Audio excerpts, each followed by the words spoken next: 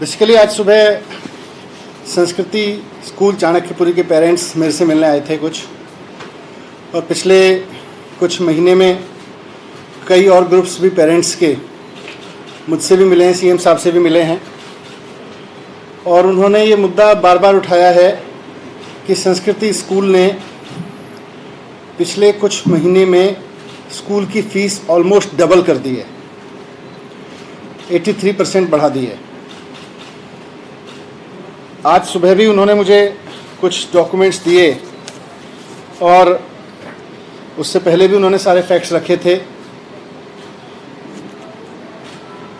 ये मुद्दा आज फिर मुख्यमंत्री जी के साथ भी डिस्कस हुआ।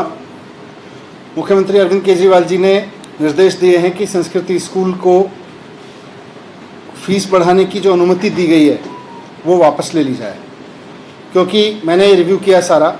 मैंने देखा कि कुछ चीज़ों की अनदेखी करके संस्कृति स्कूल को फीस बढ़ाने की अनुमति दे दी गई थी बीच में। उन सारी चीज़ों को देख के संस्कृति स्कूल फीस नहीं बढ़ा सकता है।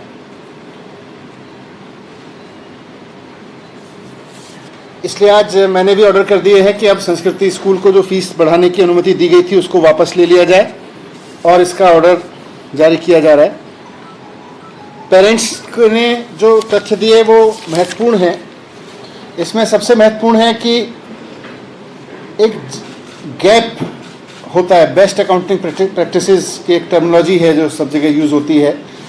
इसको जनरली एक्सेप्टेड अकाउंटिंग प्रैक्टिसेस, उसके तहत अकाउंट्स मेंटेन करने होते हैं और उसी के तहत ऑडिट कराना होता है।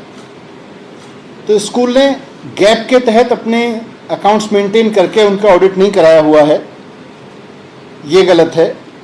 दूसरा, 2018 में दिल्ली सरकार ने एक ऑर्डर पास किया था संस्कृति स्कूल को लेके, जिसमें कहा गया था कि 17-18 की फ़ीस बढ़ाने की जो उसमें अनुमति उसने मांगी थी वो रिजेक्ट की जाती है, और उसको रिजेक्ट करने का मेन ग्राउंड था कि उसके पास में सरप्लस अमाउंट था। तो जब 2017-18 में उनके पास सरप्लस अमाउंट था, तो उसके बाद अचानक उनके पास अमाउंट की इतनी कमी कैसे हो सकती है कि उनको 83% फ़ीस बढ़ाने की अनुमति दे दी जाएगी।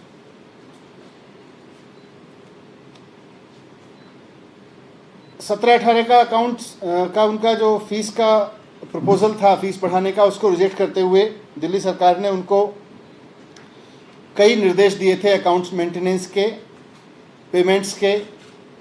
इसी में ये भी कहा था कि जो 7th CPC है, 7वां वित्त आयोग के हिसाब से टीचर्स को सैलरी देने का मसला है, वो आप आने वाले बच्चों पे इस तरह से फीस के ऊपर नहीं ला सकते जबकि आपके पास में सरप्लस है। तो आप सरप्लस का इस्तेमाल करके 7th पे कमीशन दें टीचर्स को। टीचर्स का 7th पे कमीशन नहीं रोक सकते हैं और उसको फीस बढ़ाने से लिंक नहीं कर सकते। ये बात कोर्ट के ऑर्डर्स में भी कई बार आ चुकी है। तो उनको कहा गया था कि बचे हुए सरप्लस का इस्तेमाल करके 7th पे कमीशन दें। स्कूल ने उसको फॉलो नहीं किया। एक और इम्पॉर्टेंट है कि जब स्कूल कोई रिकग्निशन की परमिशन मांगता है कभी भी, तो उसको 3 महीने की टीचर्स की सैलरी रिजर्व में दिखानी होती है कि हमारे पास में कुछ भी परिस्थिति हो, लेकिन 3 महीने की सैलरी हमारे पास में रिजर्व में है।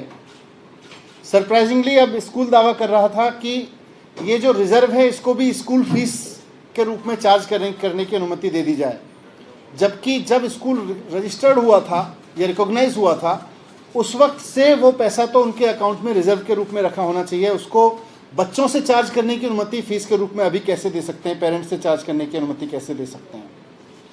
अनिल देव सिंह कमेटी जो बनी थी उसके तहत आपको याद होगा कि दिल्ली सरकार ने आदेश देके बहुत सारे स्कूलों से 2009, 10, 11, 12 में जो फीस एक्स्ट्रा ली गई थी वो लौटवाई थी।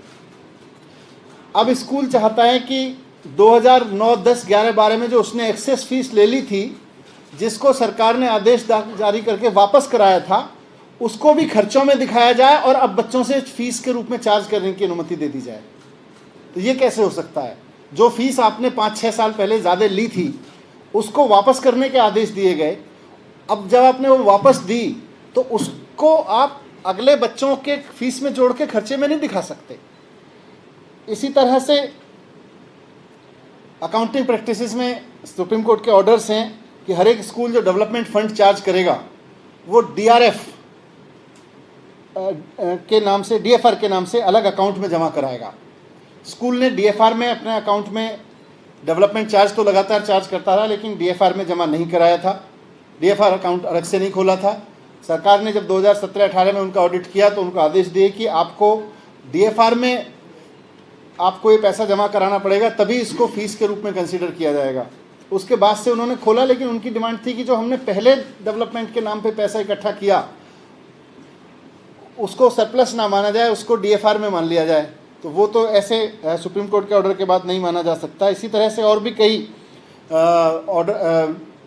कमियां हैं इनके पास, जिसकी वजह से इनको फीस बढ़ाने की अनुमति नहीं दी जा सकती है। सबसे इम्पॉर्टेंट चीज़ ये है कि पेंडेमिक के दौरान दिल्ली सरकार ने आदेश दिए हुए हैं कि कोई भी स्कूल फीस नहीं बढ़ाएगा और ट्यूशन फीस के अलावा कोई फीस चार्ज नहीं करेगा। उसके बावजूद स्कूल ने फीस बढ़ा दी है। Irrespective of what ever there situation is, कोई भी स्कूल अभी फीस नहीं बढ़ा सकता और ट्यूशन फीस के अलावा कोई फीस चार्ज नहीं कर सकता। उसके बावजूद स्कूल फीस चार्ज कर रहा है, जिसकी वजह से पेरेंट्स परेशान हैं। तो इन सारे तथ्यों को ध्यान में रखते हुए आज मुख्यमंत्री जी ने स्पष्ट कर दिया है कि हम फीस बढ़ाने की अनुमति नहीं दे सकते हैं संस्कृति स्कूल को, और जो परमिशन दी गई थी हम उसको भी वापस ले रहे हैं।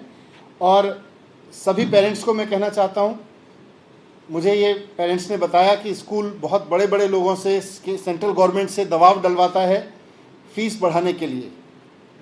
कितना ही दबाव डाल लें, लेकिन दिल्ली सरकार, मुख्यमंत्री अरविंद केजरीवाल पेरेंट्स के साथ में खड़े हुए हैं, किसी के भी दबाव में नहीं आएंगे और गलत तरीके से किसी भी स्कूल को फीस बढ़ाने की अनुमति नहीं देंगे।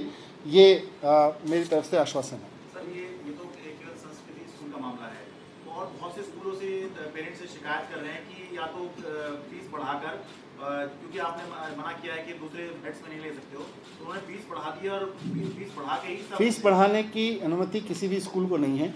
जो भी, और ख़ास तौर से अब पेंडेमिक के वैसे भी सरकार ने बहुत सेलेक्टेड अकाउंट्स चेक किए थे पिछले 4-5 साल में, 3 साल में, और जिन जिन के अकाउंट्स में देखा गया कि उनके पास पैसा नहीं है उन्हीं को दी जा सकती थी अनुमति भी, पर पेंडेमिक के दौरान तो किसी को भी फीस बढ़ाने की अनुमति नहीं है। इसलिए ये जो भी कर रहा है गलत कर रहा है। ऐसे कई मामले मेरे सामने आए हैं, उनके खिलाफ में एक्शन लिया जा रहा है।